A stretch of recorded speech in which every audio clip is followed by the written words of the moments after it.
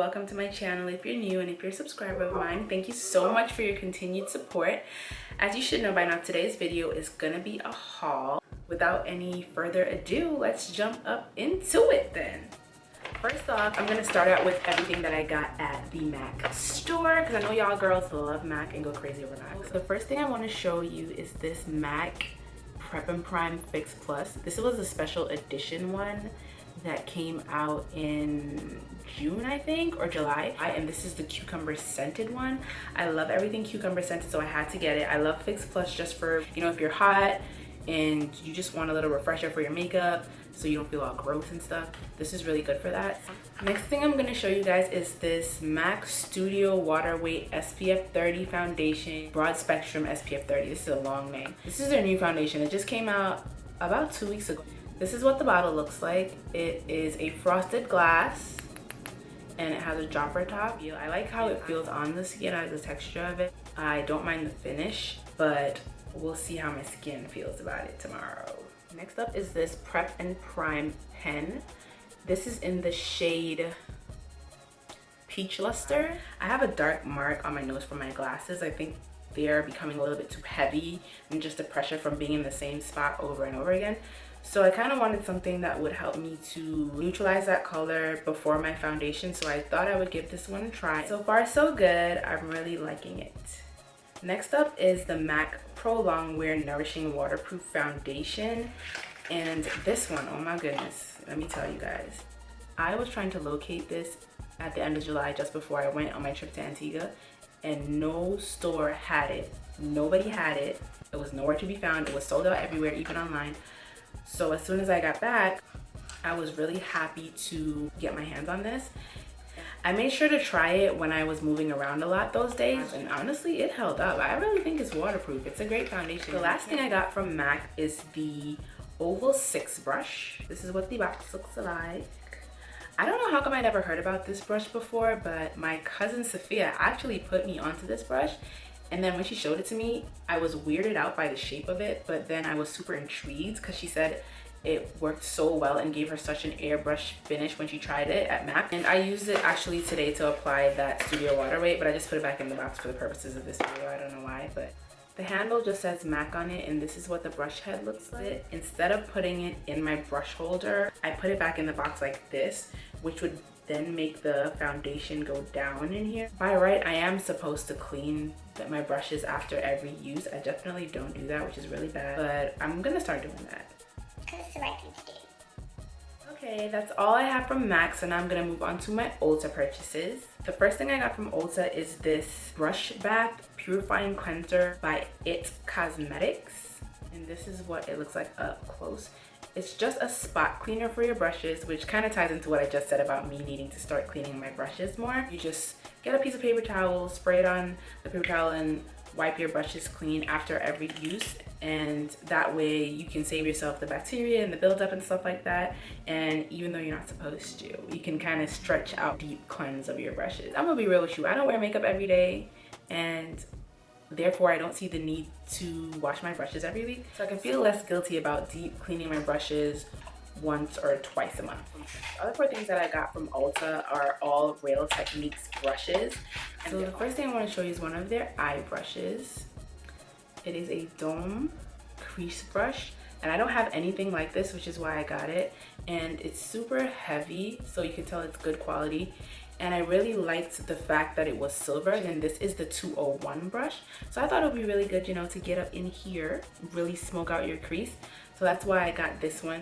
The second brush I got from Real Techniques is one of the brushes in their base portion of the Bold Metals collection, and it is a gold color. It is a paddle brush, as you can see.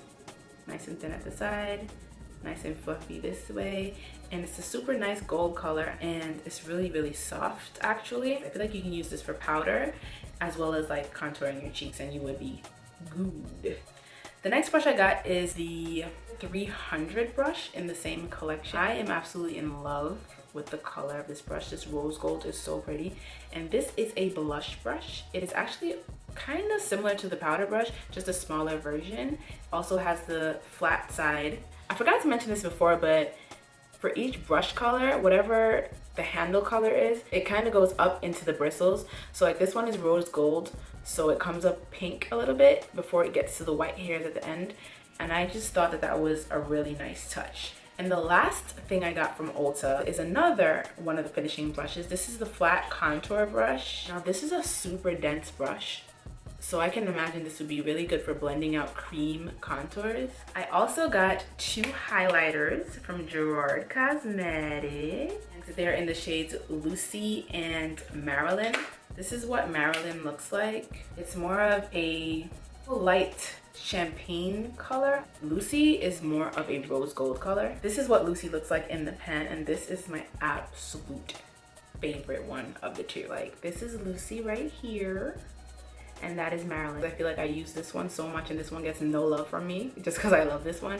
So I think I'm gonna start mixing them together more. Never mind this. I scratched myself yesterday and it's not cute, so we're just gonna hide that. But yeah, I like these.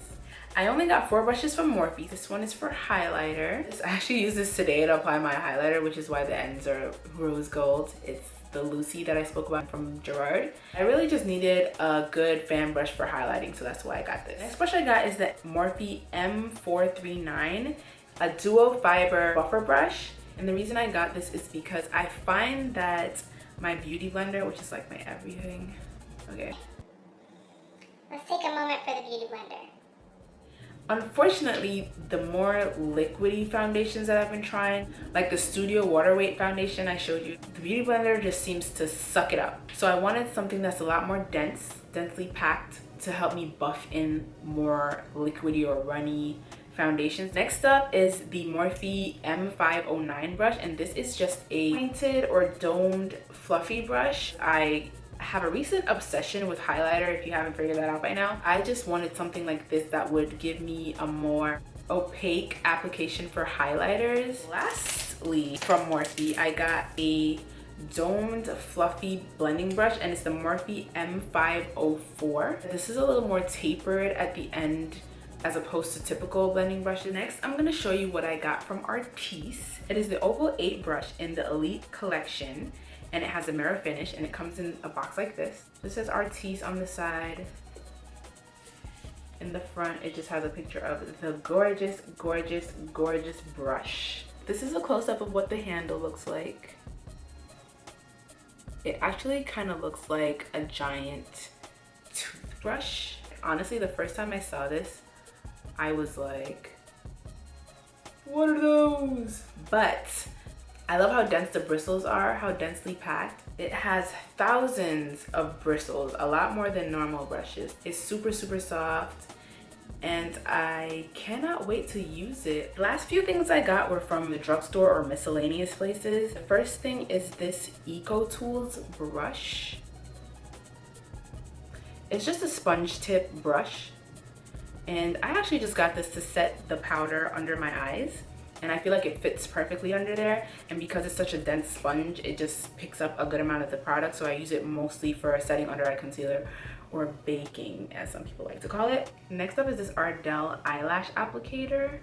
This has come in so handy. I am not the best at putting lashes on. I find that using the applicator makes it a lot easier, and using this little tip to help push the lashes closer to my lash line if I happen to not do it perfectly putting it on the first time has been super, super helpful.